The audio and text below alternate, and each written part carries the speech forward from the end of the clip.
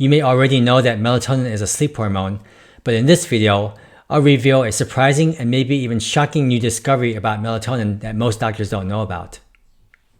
Hi, I'm Dr. Steven Park, ENT surgeon and sleep medicine doctor, speaker, blogger, and podcaster, and author of the Amazon best-selling book, Sleep Interrupted. It's generally known that melatonin is your sleep hormone that helps you fall asleep at night.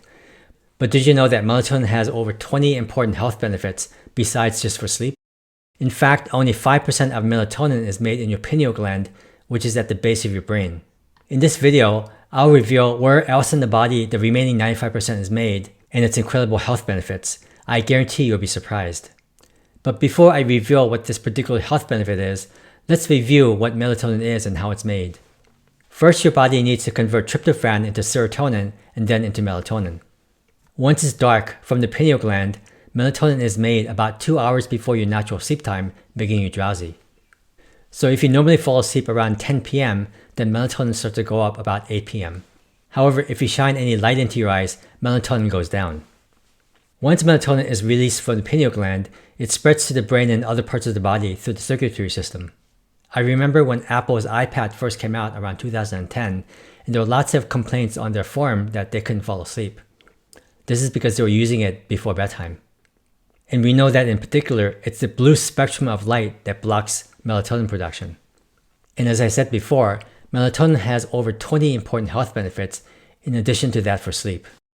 Some of these include lowering your stomach acid production, lowering your insulin level production, tightening your lower esophageal sphincter tone, preventing acid reflux, and increasing growth hormone. It can even protect the eyes and the ears from damage. Just out of curiosity, did you ever take melatonin to help you sleep at night? And if so, did it help? Please leave your answers below in the comments area. I'd like to know. This next benefit of melatonin was quite a surprise to me when I found out about it a while ago. In fact, 95% of melatonin is not made in your pineal gland, but in the mitochondria and all the cells throughout your body. Mitochondria are the energy-producing organs inside all your body's cells.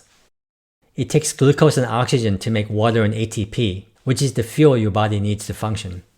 One of the negative side effects of energy metabolism is that you can make a small amount of what are called free radicals, which can damage anything it comes into contact with. Your body has a defense mechanism to neutralize these free radicals, but that depends on how healthy of a diet you eat. Also, if you eat unhealthy foods such as all processed foods, high amounts of carbohydrates, seed oils, alcohol, and high fructose corn syrup, you make more of these dangerous free radicals compared with regular glucose. Now here's the kicker. Sunlight, especially the near-infrared spectrum, creates a reaction in your mitochondria to produce melatonin, which is a powerful antioxidant. This is made inside your cells and not related to what the pineal gland makes. It triggers the release of glutathione and other important antioxidants. I placed a link to a great summary of this concept below. I can honestly say that this is just as important as what you eat to get the proper antioxidants in your diet. This has huge implications to your health since oxidative stress is a major source of heart disease, neurodegenerative disorders, and other inflammatory disorders. This also applies to cancer. Free radicals can damage your mitochondria, which goes from using glucose and oxygen for fuel to using a fermentation process that doesn't need oxygen anymore. This is much less efficient in creating your ATP packets so that you need much more glucose. This stimulates signals to build new vessels and tissues to bring in more food, leading to aggressive tissue growth. I'll include a link below to a video on the metabolic origins of cancer by Dr. Thomas Seyfried. Knowing all this, what can you do to dramatically improve your health? You may have guessed by now there are 2 simple steps, but for modern people, these steps may not be so simple. Number 1 is to turn off or turn down all your lights at night, especially before bedtime. And number 2 is to get exposed to sunlight during the day as much as possible. This way, you have unlimited access to free melatonin from your own body for the rest of your life. It's important to note that only sun exposure will stimulate this subcellular melatonin. You can't get it by taking melatonin in pill form. And one quick note about vitamin D. The further away from the equator you are, the more likely you'll need vitamin D supplements.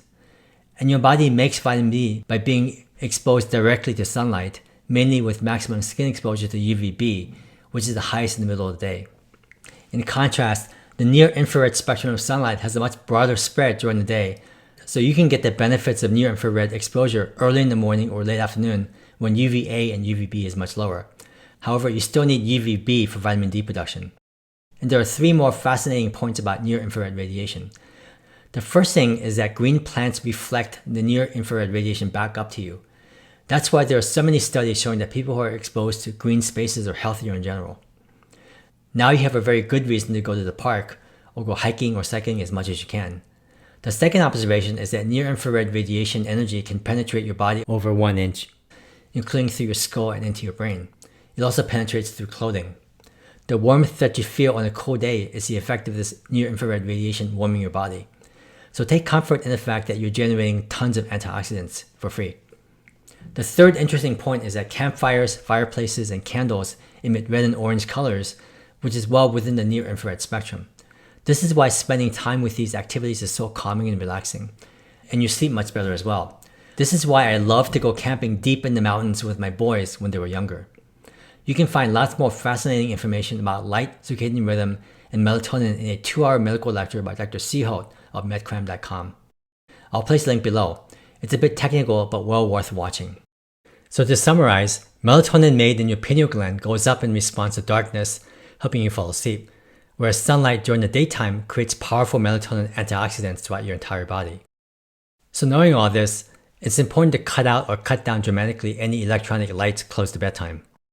Other options include get incandescent light bulbs, spend as much time outdoors as possible, spend a lot more time in parks, mountains, or other green spaces, use your fireplace or set up campfires a lot more often, use candles a lot more.